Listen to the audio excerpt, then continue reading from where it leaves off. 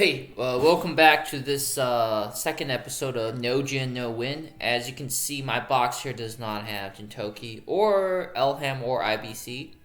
Fortunately, I was not able to get that OP unit Jintoki. Anyhow, since my last video, I made some box changes. And this game is actually the first game of the week that I played this weekend. And as you can see, the box is drastically different from what I ran in my last video. I had to make some drastic changes in my opinion, and I had to take out some of my beloved units, but I included the unit that I'll be it's not really yes, it's a Suzette showcase, I guess, if you want to put it that way, but ultimately, as you will find out, it is a combination of Suzette and some other factors. Anyhow, I was able to include Suzette in my actual box, and let's see what happens.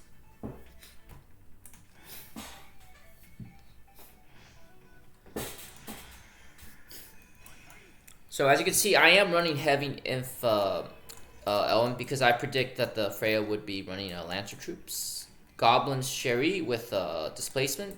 The stun is no use here because of the Rosen stacks. Suzette with the 3C and single target guard ignore and the reload.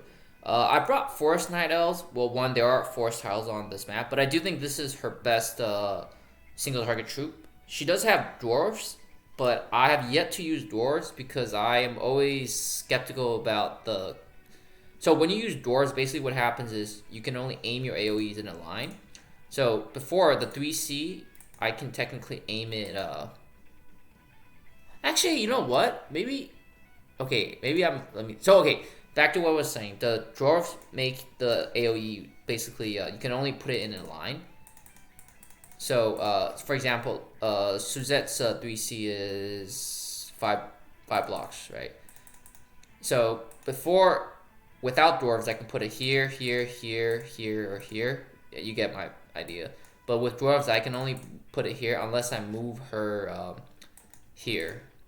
Like, I have to move her vertically to be able to adjust my target vertically. But come to think of it, that shouldn't actually matter.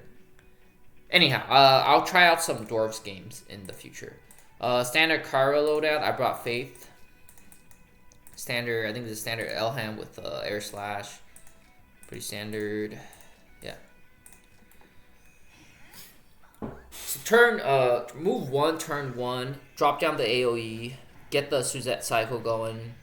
You know, by the time the AoEs, so the AoE has a second, I guess, proc. Basically, a turn later, it'll do some AoE damage. It'll do some AoE damage in that area, which is basically this 3x3 block square. Okay, so if you notice originally, his Elham was I believe here. So by moving, this is not Apex boots. Well, yeah, this is not Apex boots, but Sin. Okay, with the new bow, Lurker's bow, I assume. So I knew that the Elham could kill... You go back. The Elham can reach all 3 of these units. I want to save Sherry. I'm cool with him trading the Suzette because the Suzette is, for me, a support unit. My win con is really the 2 Sins trying to do damage to his DPS. Trying to get rid of the DPS first. Elwyn trying to disable or kill the Freya, which is, I think, actually possible with the heavy inf. But the thing is, so if you notice here, I did take off my SSN. I am running Wind Shin Guard, so the fixed damage actually might do a lot of damage. Let me see. When forced into battle... Yeah, well, even if I did bring SSM, the point is if I brought a mixed forces, she'll be able to do the fixed damage. Anyhow, so I wanted to save the Sherry. My expectation was Elwyn was going to be able to tank the hit. So Elham, when he uses his attack, the stun, what happens is, as you'll see here, is his troops act... So, you know, some Sins have fast attack and animation speed, so the soldier's attacks will land second after the hero's main attack. But for Elham's case, he actually attacks after his troops. So the Sansi Mercs are hitting into the the heavy imps, and then Elham himself is hitting into a lost ham. I mean, Elham himself is hitting into Elwyn. But anyhow, yeah, he killed my win con, so to speak. And at this point, I'm kind of screwed. But as you will watch out, things aren't over until they're over. So I do get this nice little tenuous breeze on my Suzette. This does allow me to get a good amount of movement. See, before I did that, let's see. This was my range. So yeah, very big improvement. I can actually hit the Elham. Not like I'm gonna kill it, that is.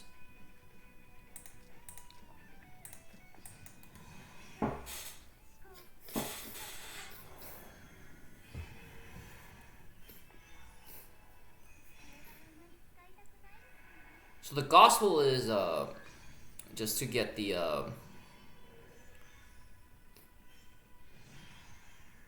attack buff for Rosen, because Rosen does have her 2C AoE heal. Okay, so notice how I did bring the displacement. So this was actually pretty lucky for me. I did win the 50-50. Let me show you what I meant by the 50-50 here.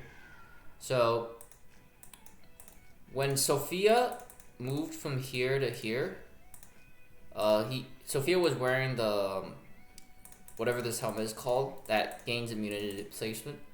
Freya was here, so 50-50 chance of applying it to either one. He wanted to apply it to Freya, but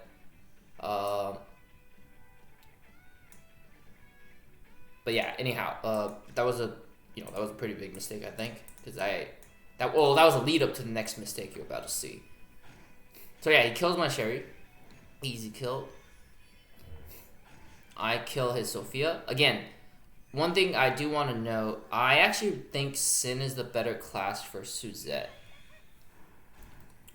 and I'll explain why in a sec. But so he what he should have done here was just move his Freya to guard, because then my TGS could just kill the Elham for free. And notice this is gonna come up very important later, but I'm wearing earmuffs, so the earmuffs apply damage taken -15 and immune to fixed damage. And back to what I was saying about how I do prefer Suzette in her Sin form. As you noticed earlier, when I killed the Sophia, I took no damage. Since most Sins, I think all Sins, if you're like again, don't quote me on this, but most Sins have fast attack animation speeds. People, I think, gravitated towards the Archer build because of the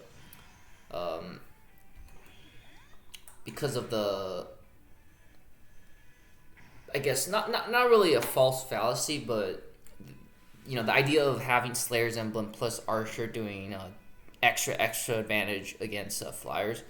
But at least it's just my experience. I can't seem to really hit the flyers, and even if I do hit the flyers, it's not enough to one-shot them, unless I get external buffs. But that's a whole different story. I'm not an AoE box. Suzette is just more of like a support unit.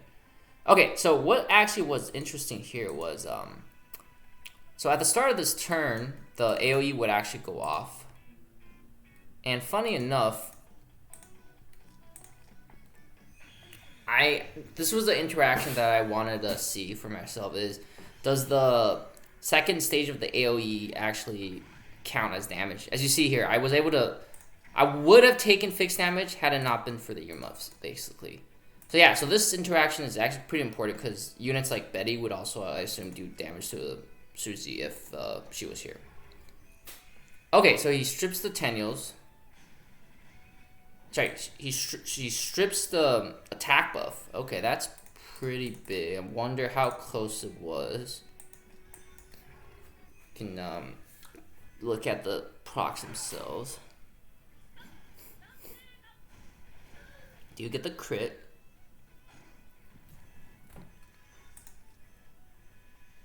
But yeah, I think so I wasn't able to two-tick the Shrine Maidens with the Kyra, so I assume with the attack buff I would have been able to do that. Anyhow,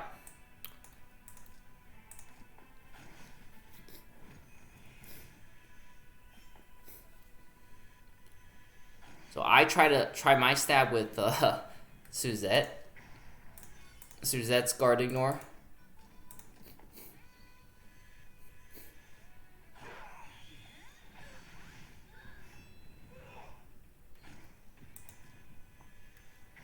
So, another interesting thing is, well, okay, it would advantageous for me to not kill the hit the Rosen at 100% HP, but there is a Sin Soldier tech that says you basically get extra damage if the enemy's full HP or something. But I think that Shrine Maiden minus 75% for sure cancels that Sin tech.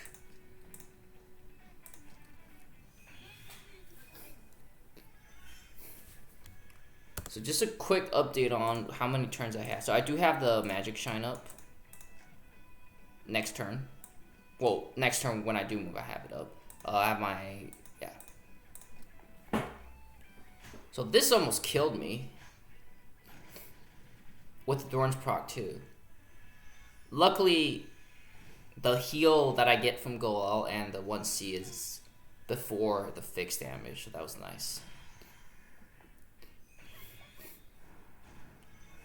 Again, applying the earmuffs, so I take minimum amount of fixed damage and normal attack damage, which actually was pretty important here. Now that I noticed, I give the King's Crowns buff to Kyra, so Kyra gets the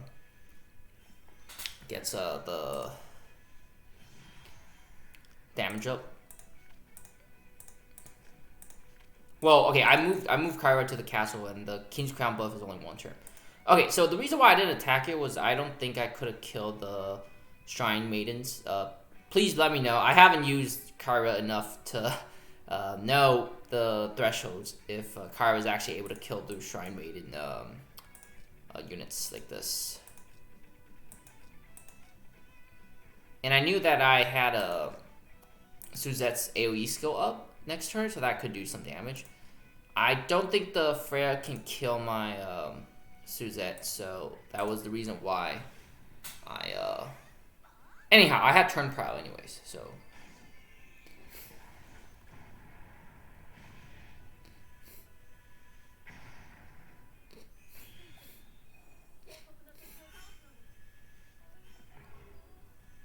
ooh, 99%. I think the Shrine Maidens didn't heal to full. Let's see. Ooh, that was close.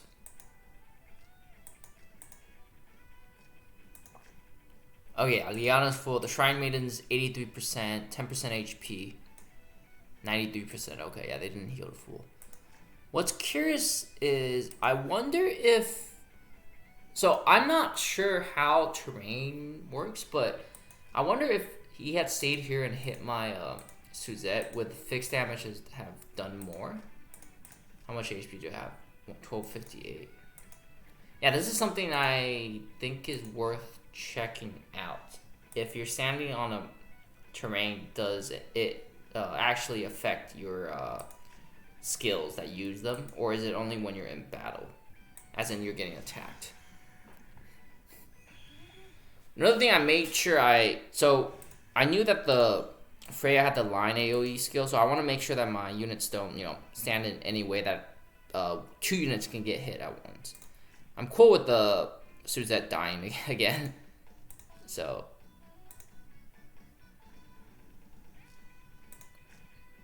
5259. Let's see how much. 52. That's like 600. 5259. 5259. That's like 1600. Yeah. So Suzette would have died here. So next turn, I do get the AoE second stage proc. I don't have turn prio.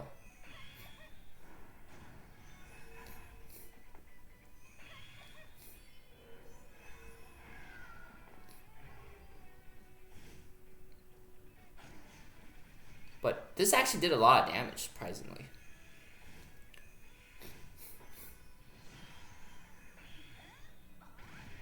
So yeah, I do hit him with a big boom. He did guard. Oh, did I? Actually, wait, hold up. Does Freya have 1 turn of guard down? Wait, I'm confused. Was there a reason why he didn't heal with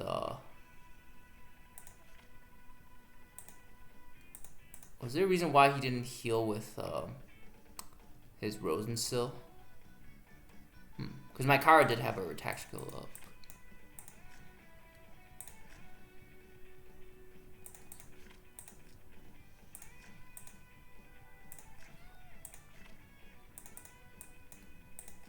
But yeah, he did not heal to full HP. It would have been interesting though. I think I still would have won because I was leading in the damage category had he decided to heal. But anyhow, the major point for this game was that not moving fair to that spot here to God the Elham, and really the precursor to that was the 50-50 that I won with the helmet proc not procking on Freya, instead procking on Rosenstill. Yeah, and that's it for today. Catch you guys next time, and I hope you enjoy this second episode of No Jin, No Win. Bye. Merry Christmas, too.